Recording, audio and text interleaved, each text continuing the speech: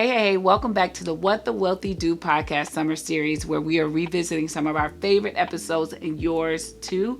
I am your host, Stephanie Dorsey. I am the CEO and co-founder of Margins Capital, an investment firm that is focused on providing women and people of color access to an institutional quality portfolio of alternative assets. And that's precisely what we're going to be talking about today, because the future of wealth isn't really in the stock market. It just isn't. It's in private markets or alternative investments.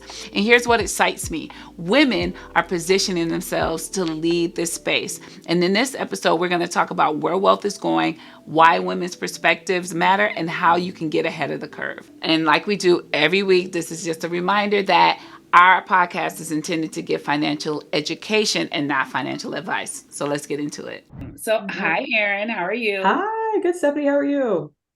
Good. I am so happy to see you and happy to be talking to you. And let's just hop on in if you don't mind. Yeah, sure. Let's do it. All right. So, can you start off by just introducing yourself and telling us who you are and how you got to be the Erin Harkless-Moore?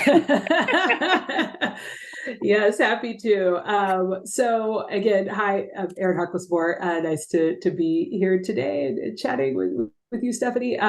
So I am a native Texan. I grew up in San Antonio, Texas, and have, from there spent kind of most of my adult professional life on the East Coast, New York, Boston, and then I now call Washington, DC home. But I wear, many hats. I'd say mother, daughter, Texan, DC transplant / Washingtonian investor is my day job. I started my career on Wall Street. And back then there was a much, kind of clearer, bright line, even I'd say, between, kind of the traditional finance and kind of social impact work. And the latter was really more what I did in my spare time. And I didn't see kind of how to bring both together, but I I majored in finance. I also had a second major in English literature in college. So I always kind of this dueling, like, left brain, right brain fight going on, and loved the financial rigor, the analysis that I was doing in my work, but wanted to find, more ways to kind of bring together the diversity, equity, inclusion, just other pieces of how I was showing up in my personal values into my work. So when I went to business school and get my MBA, I was kind of immersed in an environment. That was a great time for reflection at that phase of life and career, to think, much more carefully about how I wanted to spend my time, because we spend so much time working, and I wanted it to have meaning and value. So I was sort of seeing the rise of ESG, impact investing, and sort of saw this kind of harmonization of how to bring that together, with the work I was doing, which has largely been, sourcing and doing diligence investing in fund managers across asset classes, but a heavy exposure and emphasis in the private markets is where I've spent, much of my time. So I've been thrilled, kind of professionally for the last decade, to have found that greater alignment in, investing with my values and my purpose, sort of doing those in tandem. And that led me to Cambridge Associates in many aspects, where I was for a little over 8 years. And then I joined Pivotal Ventures about a little over 3 years ago, to lead the investment team there, having social progress and change, but doing it, with a market first lens in our investment strategy. So that's kind of the day job. But like I said, for fun, I spend a not insignificant amount of time chasing after my 2 children. I love to eat, so you can find me in DC checking out restaurants. Not cook. I do. I like to cook too, but I like to go out to eat, and reading and writing and all those things are other passions and ways I spend kind of my limited downtime. That's me. Exactly. You can't change the world and have a whole bunch of free time at the same time. It rarely aligns that way. So, Erin, tell me about your current work and Pivotal, and what specifically, what are you doing there today? Sure. So at Pivotal Ventures, we're on a mission to bring more opportunity and equality to people here in the United States. And for us, gender is a big piece of that. And for us, that means getting more women in the positions to make decisions, control resources, shape policy perspective, have access to capital to drive, again, the decisions that they want to make in their homes, in their workplaces, and in their communities. So that leads to the work that I do as a part of our investment team, leading our investment team at Pivotal Ventures. We're trying to change the game and how capital is allocated. Who has seats at those tables, who has access to capital, and again, controlling those very important and precious resources. So we invest in fund managers that all private markets. Venture capital has been our focus primarily to date, but women-owned and led funds that are investing across a variety of different themes and sectors, but all based here in the United States. And there's really a sort of two-part theory of change to that, of our thesis of one, as more women are controlling and owning these firms, they'll build wealth, right, for themselves. And then also with a more diverse, hopefully, set of decision makers, we'll have more diverse founders get funded as well. Even if diversity isn't the stated mandate, right, or selection criteria, the data has proven out, more diverse teams make better decisions, back, other diverse folks and bring more people in. And the sad fact is, only 16% of check writers, decision makers at U.S. venture capital firms are women. 2% of funding, early stage funding, goes to female-only founder teams. So there's huge imbalances and opportunities, and we want to show you can make a lot of money, again, with that thesis and getting capital in the hands of women. We also do some direct investing that's aligned back to programmatic focus areas. So for us right now, a big area of focus is in the care economy, solutions that improve access to care, reduce burdens and costs of care, that are, again, impacting families, women, all caregivers. I say we're all caregivers at some point in our lives. And so we're looking to invest in the next generation of founders and companies that are also building in that space. Oh, I want to dig into the care economy piece. Is that across caring across all ages, or are you only focusing on elder care or across all stages? So for us, we think of it, that childcare, parenting, all the way through to the kind of elder care, aging, longevity, and in that, solutions that are kind of acute caregiving needs. So think mental health for youth and families, women's health as well, maternity, postpartum, menopause. I mean, all of these stages that are frankly kind of overlooked and underinvested. We see huge opportunity to, again, innovate and bring that market lens and drive more capital to, again, provide hopefully better outcomes for all of us, all Americans. Yeah, as a person who's sitting in that sandwich generation, I am over the moon excited to see that you all are investing in that space, and I can attest that innovation is absolutely necessary. Oh, well, good. Well, we're hoping to keep shining a light. The care economy is a $648 billion market. Easy. I like to share that stat because when I first heard it, I was like, wait, what? It's bigger than the pharmaceutical industry, that whole spectrum that we're talking about, but massively kind of still overlooked. And I think more and more investors are seeing the opportunity. There are plenty of companies that are, have started to scale and attract significant, investment and growth. And so we're excited about what's ahead because, again, these solutions, like you said, Stephanie, look, we're all dealing with it, right? If you're at a place where you're like, okay, girl, I got all this information and I still don't know where to get started, you should look into joining me and some amazing women in the Sovereign Collective, where we are collectively working together to support each other on our own independent wealth journeys. You can look us up at joinsovereign.co, where we are holding each other accountable and supporting each other as we build the investment portfolios of our dreams. Absolutely. So now let's pivot a little bit and talk about and I hate to use this term, but I'm gonna use this term and I'm gonna qualify it, retail investors, but the emphasis on investors. So people who have, a little bit of savvy or sophistication to them, not just anybody. But do you have a point of view about sophisticated retail investors investing in alternatives? Yeah, it's a great question. I mean, I think, look, it comes back to me, about some of that access, right? And are you really getting the best deal flow and opportunities.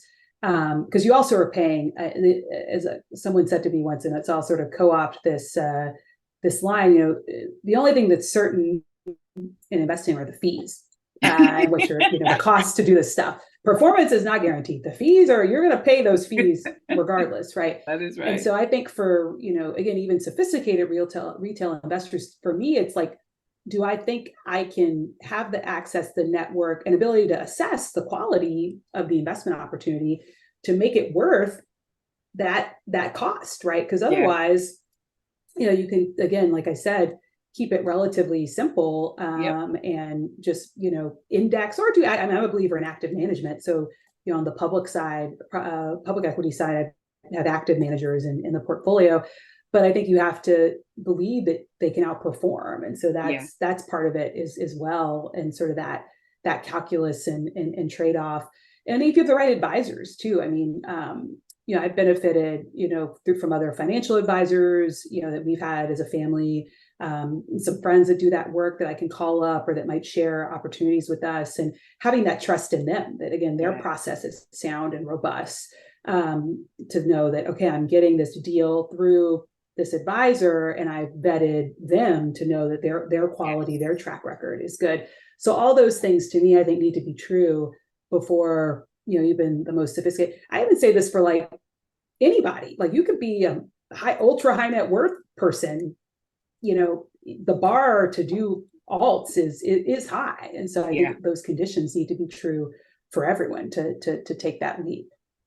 Do you have any advice in terms of, I mean, you talked a little bit about, making sure the person, you vet the person, you think a little bit about the track record, but I'm going to ask if you have any advice about risk management, due diligence, more specific takeaways that a person who's listening to this can implement in their own portfolio management process. Sure. And I think all those things I said, and for me, the team or the people, we're all in the business of people in some way, shape, or form, right? And so if you can, and in my day job, I think this is true for personal investing too, right? Like doing a few references, like kind of checking to make sure what you're hearing is true. And in this day and age, like, odds are I'm never not surprised.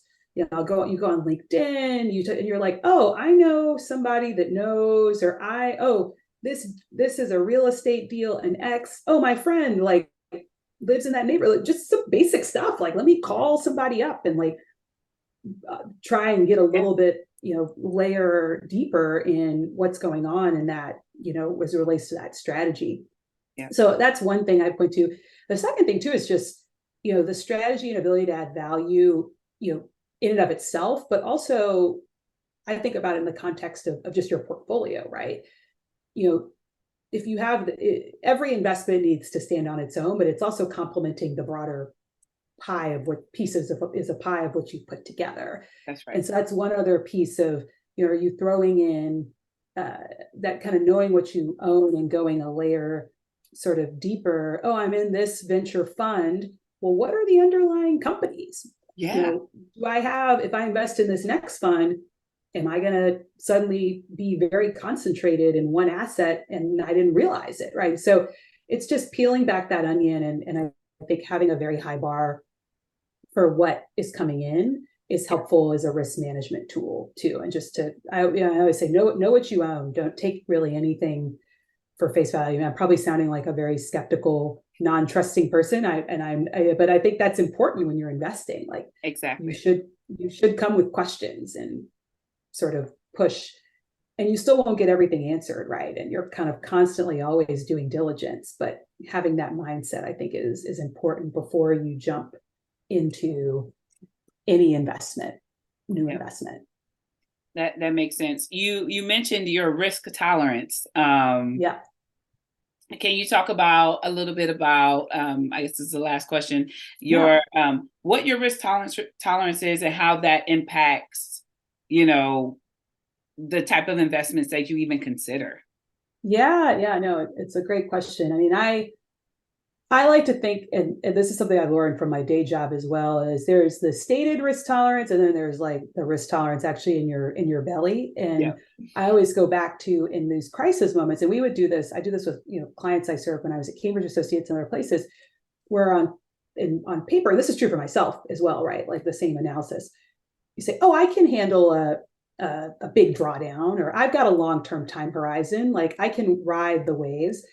And then you actually do the math kind of behind that and apply, say, like a 2008 financial crisis metrics, and you see where your assets would have gone. Can you live with opening up your portal, but whatever it is, your bank account, and seeing 40% less? If not, you may not need. Are you okay if you invest in this company? Probability is very high, again, in early stage and venture. Power, like 99% of this stuff won't work.